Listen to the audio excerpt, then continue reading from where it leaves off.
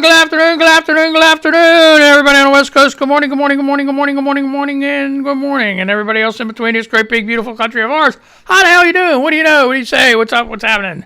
Oh my God, it would wear me out every day like that. Just crazy shit.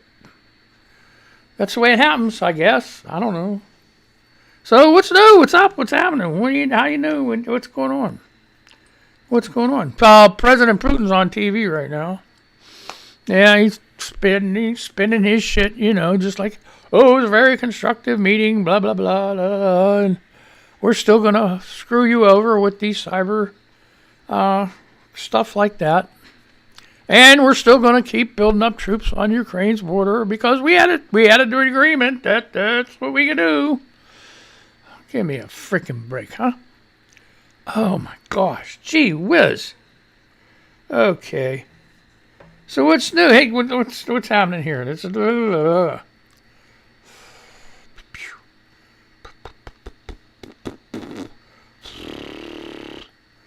don't know. Okay, so anyway, let's do some Forbes. 4 hours ago. Okay. Ooh. Don't look now, but the U.S. Navy's littoral combat ships are actually doing stuff. They are? Ooh. It's no secret that the U.S. Navy's littoral, I guess I'm saying that right, it's Mangled news, folks. Combat ships are a mess. The class of 35 lightly armed near-shore surface combatants is mechanically unreliable, expensive to operate, and largely still is missing the plug-and-play modules that are supposed to give the shallow draft vessels much of their capability. Boy. The shortfalls are so serious that the Navy already has begun decommissioning LCSs, despite most of the vessels being just a few years old. What a waste of money. But after a decade during which the LCSs pretty much stayed home, a few of the ships actually have started doing stuff, and in one of the most dangerous regions in the world for warships, the adjacent Philippine and South China Seas. Okay, as of mid-June, there were 2 LCSs underway in the Western Pacific near China. USS Tulsa and USS Charleston, for the most part, sail independently and stick close to the shore when they can, somewhat validating the original operating concept for the class. So I'm not going to read much more of this. It's pretty dry stuff. This is from Forbes.com. Don't look now, but the U.S. Navy's littoral combat ships that are a piece of shit are actually doing stuff. How about that? So that's pretty cool. Okay. Oh, what's this? There's a Space Force here. Oh no. Popular Mechanics, 22 hours ago. Okay, popularmechanics.com. June 15th, 1:45 p.m. A new Space Force satellite. It's the Space Force, folks. Just took off for space from a plane. Why aren't they out there cleaning that shit up out there? A lot of space junk up there. Ain't the Space Force going to do? Can't they do that? They police the area when they ain't got nothing else to do, just like they do in the service. Hey, we ain't got nothing else to do. Let's go police the yard. Go police the area. Clean that shit up, Okay, the U.S. Space Force launched a new space domain awareness satellite on Sunday from California's Vandenberg Air Force Base. Northrop Grumman's, okay, or Grumman's, whatever you want to say. Okay, it's not a kid's show, so you got crumb munchers running around outside, in bed, Xbox, PlayStation, iPad with headphones. You hear this shit every day. Okay, so you know what's going on. Northrop Grumman's Pegasus XL rocket launched the satellite into space, while an old L-1011 airliner launched the rocket itself.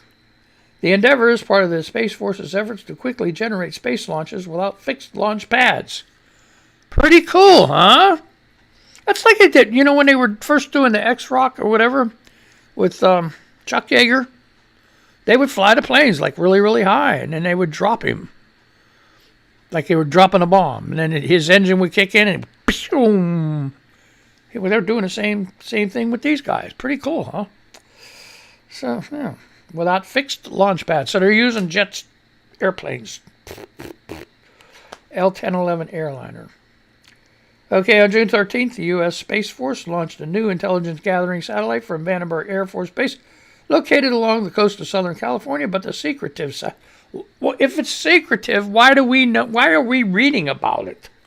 It's not so secret no more, folks. It just got out of the bag. Itself is just one small piece of the story. The mission designated the Tactically Responsive Launch 2, or TAC-RL-2, relied on Northrop Grumman's Pegasus XL, a winged rocket that is carried aloft by an airliner to launch the satellite into space. In this case, the Lockheed L-1011 TriStar commercial airliner dubbed Stargazer did the carrying. I wonder who thinks up all these stupid names, Stargazer. Operation Desert Shield. What's the other one? Oh, God, I'll come up with it in a minute. Shock and awe, or whatever the hell it is. Give me a freaking break.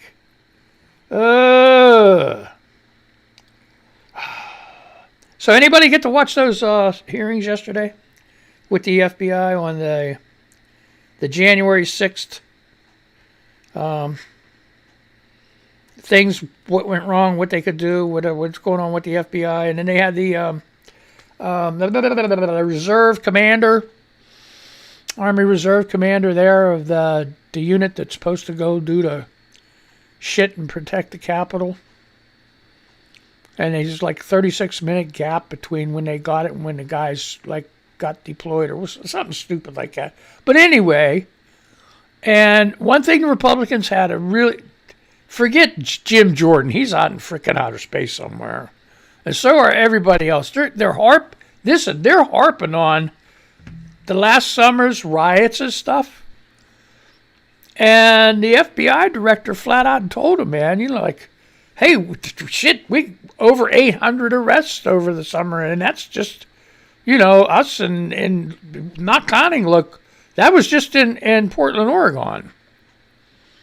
That's not counting all the other localities. And then this idiot lady says, do you think those things last summer with all them riots and stuff was a thing against democracy? A threat to democracy? No. No, it wasn't a threat to democracy, you dick. I mean, sorry, you ass. Okay? Bitch. It's, it's not an attack on the seat of government. It's not an attack. How can it be a threat to democracy if it's not on the seat of government? Oh, they tried to do this, federal buildings and stuff. Hey, you know what? What about all them Yahoo 3%ers and Proud Boys, Poor Boys, whatever the frick they're called, going up there and going into the Capitol there? And where was that? Michigan, Wisconsin, somewhere? Wanting to kidnap the damn governor?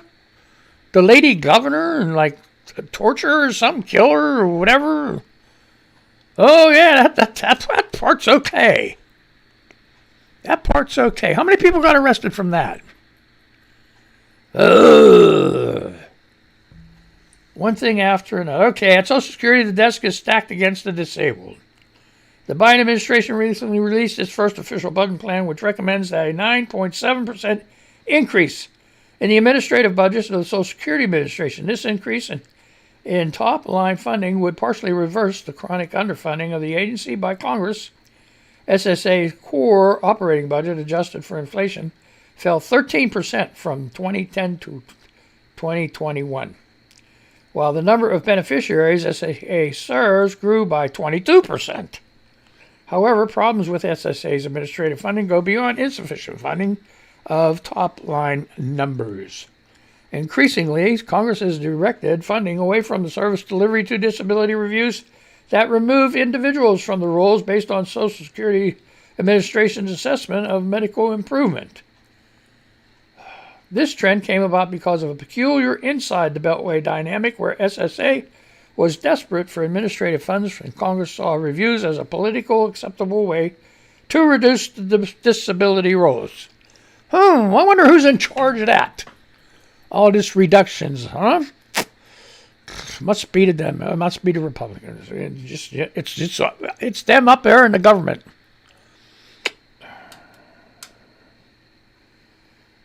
Using the argument that disability reviews on net save the government money.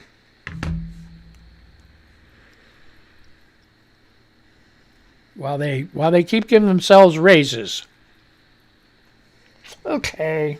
It's Wednesday, folks. Smile. We're supposed to be having fun. This shit's crazy, man. Come on. I'm just in a foul mood with this shit. I mean, it's just like, oh, God. It's just crazy. And I just thought of something that went right over my freaking in one ear, out to the other, through my ass and everything else. And I can't remember. It was a point that I wanted to make. And it's just, it'll come to me later. You know how that works. It'll come to you when you're doing something else. You'll be like, oh, wow, could have had a V8. No, you know. And that's our commercial, folks. V8. Okay. Oh, boy. Okay, you want to read about this? It's Entertainment Hollywood Life. 17 hours ago. I'll just read the top. Sylvester Stallone's daughters look like supermodels as they celebrate Scarlett's graduation. Okay. Here we go. Oh, this is political. Here we go. And it's Fox News. Got your ears perked up? Something ain't right. Okay, so anyway.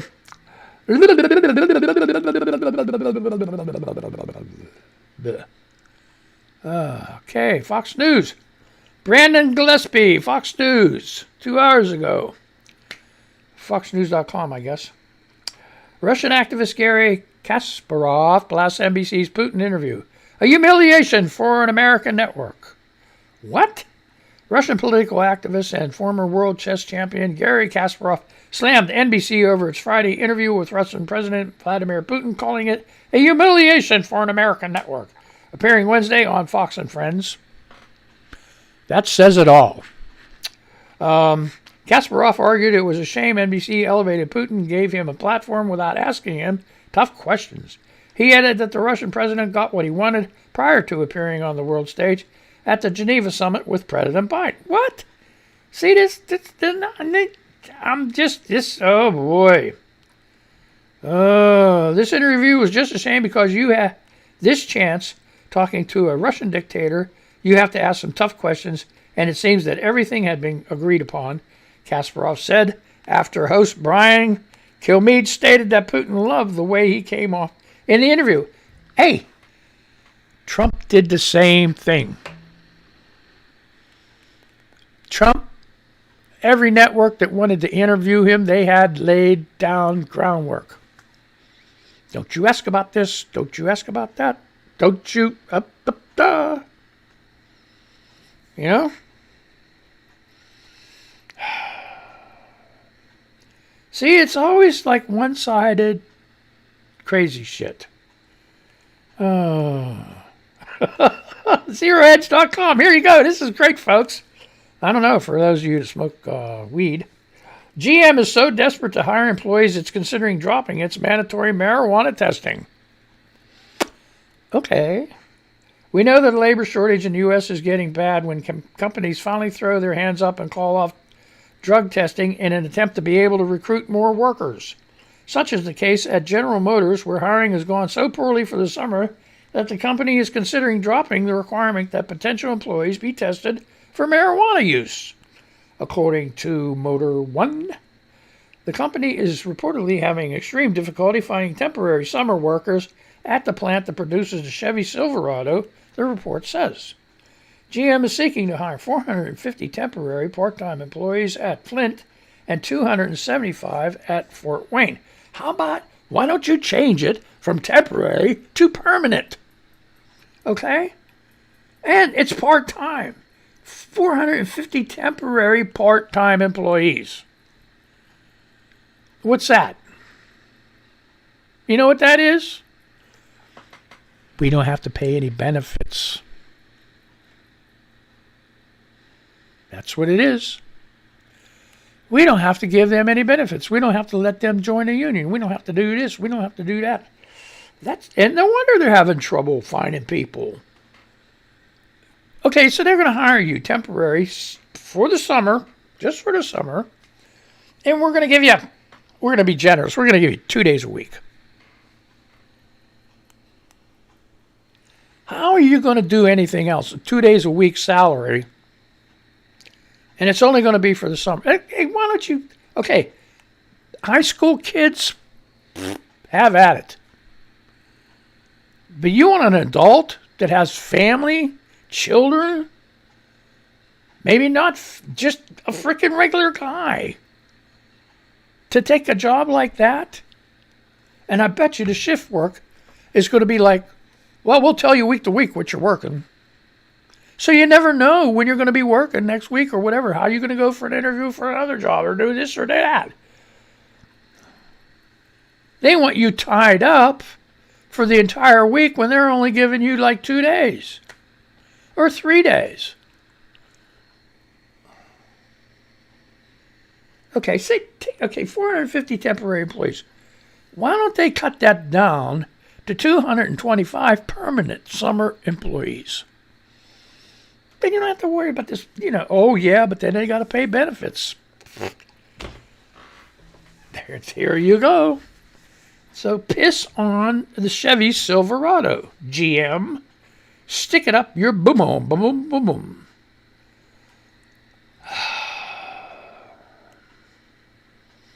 Oh, Jesus.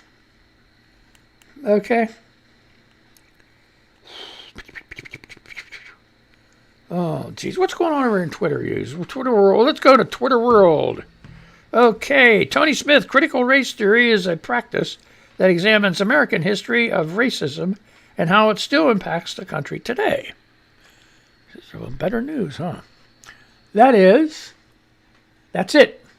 Plain and simple.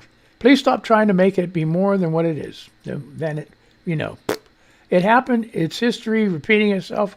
We need to talk about this. So that's Tony Smith. Okay, here we go. Daphne L. Portis. I sure hope George Clooney releases the documentary on the Ohio State sex abuse scandal right before midterm elections. And then that's Daphne, and then she says, fire Jim Jordan. I mean, he was so, I just can't get over him. He was like a Trump defender to the court. Did he get one of them presidential medals like Getz did? Or Nunes? Did he get one of them too? Is that why he's sucking ass so bad? God, you know how you people get a brown nose and stuff like that for kissing ass? His whole face was freaking full of shit. It was like freaking, all crusty and shit. You know what I mean? It's like he's a freaking, you could see it right through the TV, just hearing him talk, you could see the fucking shit oozing out of his face, Trump shit oozing out of his face. Fucking terrible, terrible stuff. Okay, think about it. If you were so free in America, why are they trying to control what you learn? That was We the People said that. Princess Bravato. Huh. I guess they're talking about that with the massacre of the black people. Oh. Okay, Deb. Okay, Cheney. Okay, this not Dick Cheney. Cheney. It is disgusting and despicable to see Gosar lie about January 6th. The Hill. What do you expect from a big... yeah, not big, bud. Clear your glasses. What do you expect from a pig but a grunt? Just another seditionist who didn't vote for the CP yesterday. Okay? Okay. Yeah, right. There you go. Proud Boys descended into dysfunction after U.S. Wait, a Proud Boy. Here we go. This is CNN. Proud Boys descended. Oh, come on. Now stop that shit. I don't want that. Proud Boys descended into. What the hell are you doing now? Oh my God. You ever click on this shit and you just end up like watching all this crazy shit? Get out of here with this. What am I to do here? Oh my God. Get rid of that shit. Proud Boys descended into dysfunctional and finger pointing as members were arrested in U.S. Capitol riot. New messages show. I have to laugh. That's pretty funny. Washington, CNN. Okay. This is on CNN.com, I guess. Private Proud Boys audio chat was made public Tuesday, showing how the right-wing group fell into dysfunction and finger-pointing as its members got arrested after the Capitol riot. Defense attorneys for Ethan Nordine, a leader of the Proud Boys in Washington State, released a rough transcript of the audio messages in the court filing. The FBI had seized Nordine's cell phone, found the audio clips on the Telegram app, and produced the transcript. Prosecutors gave it to Nordine's lawyer as part of their legal obligations to turn over evidence to criminal defendants. You know, that's the law. That's the law. If the prosecution finds evidence, okay, either way, they need to turn it over to the defense attorney. Even the exculpatory, whatever you want to say, the one that's going to set them free, you know, that kind of stuff.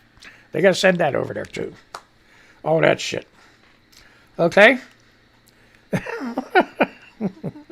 Okay, we are effed. They're coming after us, one member said, according to court filings, which say that chat happened on February 1st as the national manhunt for Capitol rioters ramped up. Another member said that the situation complete effing crashes and burns on us. The same person went on to criticize other Proud Boys who handled communications and security on January 6th, saying, I mean, Tifa looks like professionals compared to us, referring to Antifa. And there ain't no freaking Antifa. It's a, you know, we gotta straighten this out. We gotta straighten this out right now. There's no Antifa. There's no Antifa. This is a stupid freaking label that was slapped on people that were against the fascists. They're against the fascism and the white supremacists and shit like that. Antifa. Hey, I'm the president of Antifa. You can send all your dues. Send all your dues to me, okay?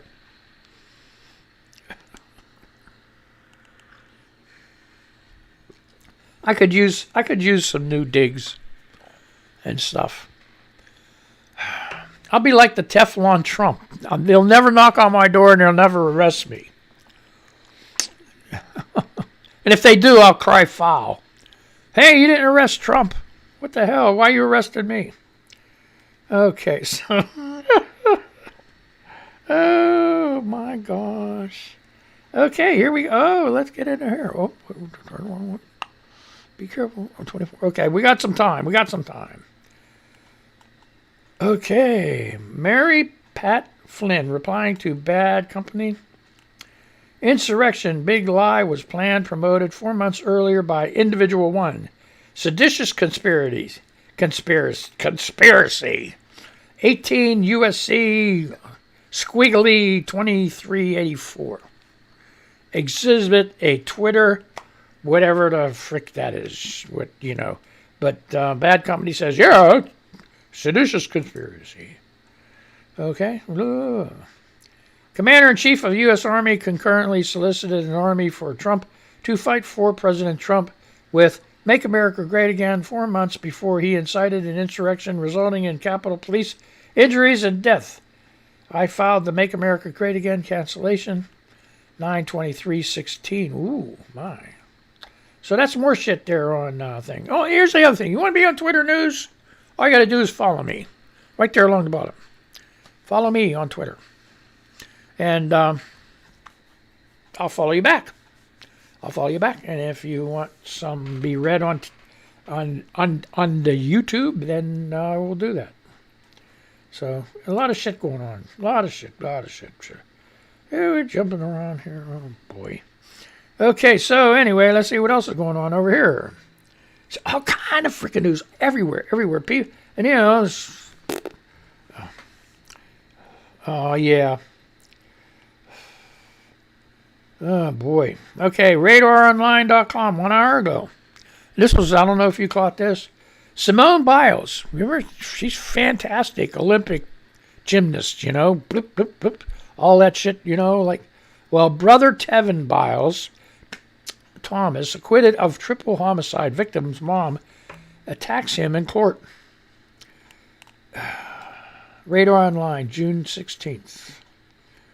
Okay, this is old news, but some of you might not have heard it. Olympic gold medalist Simone Biles' older brother, Tevin Biles, Thomas, was acquitted of triple homicide, and moments after the verdict was reached in court, one of the victim's mothers attacked him.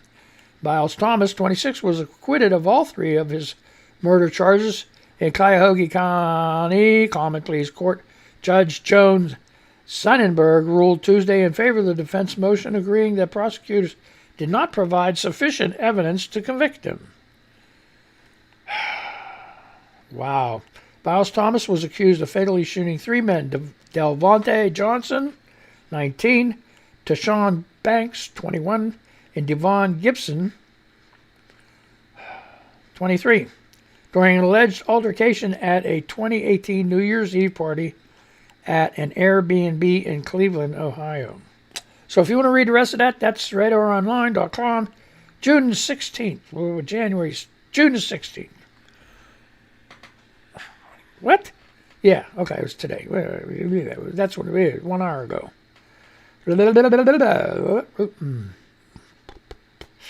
Forum. Oh, come here. Can you get out of here? This is... You people need to... You people. You Republicans need to stop it. Listen to this. More than half... Okay, this is Forbes.com.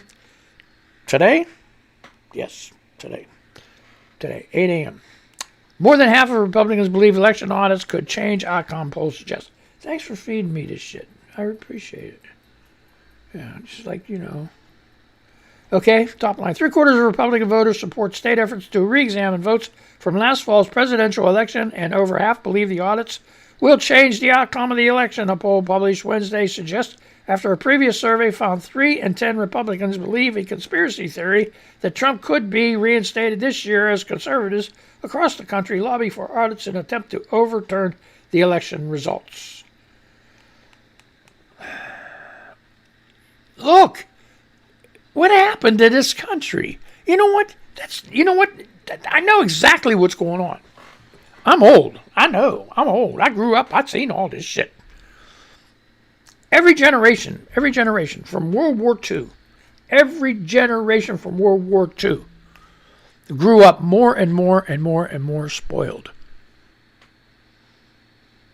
Give them whatever they want. Don't hit the kid. Don't spank them. Don't correct that kid. You could do it by talking to him. Really? Ever since World War II. I'm in there. I'm one of the earlier spoiled kids, right? Why am I spoiled? Because I had it easier than my parents did. So that's the name of that. And then they got all these, you know, psychologists and psychiatrists saying, "Oh yeah, you know, you can get through to the kid by talking to him." Okay, so anyway, that's what happened here. These people cannot accept defeat. When they lose, they can't walk out and shake hands and say, "Okay, let's go. We'll go next round." They want to change it. Well, and they stomp their feet and I'm out of time. So that was quick. So anyway, if you want to read that, Forbes 4 hours ago, more than half Republicans believe election audits could change outcome. Not happening. You can hope and pray all you want. It ain't going to happen. When is this shit going to die? I have no clue. So anyway, we're going to say goodbye to the radio people because they want to see their Moso R&B show. And then after that, music for ladies only. Greatest artists in the world. Ladies only. Just for ladies. You go get yourself a cup of tea, glass of wine, kick your shoes off, put your feet up. Listen to the finest lady artists in the world for ladies only. And then we got dubstep, EDM, and all that shit. And after that, we got the headbangers and the heavy metal and acid rock and all that other crazy crap. Okay, so anyway, let's play the music for them and say goodbye to them. And then we're going to say goodbye to you guys. Okay, so let's do this shit. Okay, bye. You guys have a good day. Be careful. And all that other shit. Okay? So anyway, that'll take care of that.